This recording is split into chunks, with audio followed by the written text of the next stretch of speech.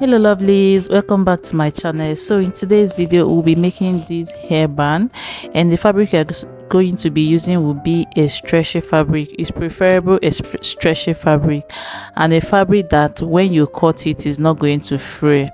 So for this fabric I am using a scuba fabric, and for the length of what I am marking, I'm cutting out 22 inches, and then for the width I have 8 inches. That's 8 by 22 inches.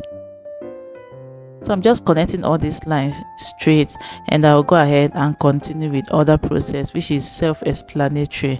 So if you have any question, leave it in the comment section and I'll allow you guys to enjoy this video. Don't forget to subscribe if you haven't subscribed already. Turn on your notification bell, and please do not skip my ads, and don't forget to give me a thumbs up, and I will see you at the end of the video and also in my next video.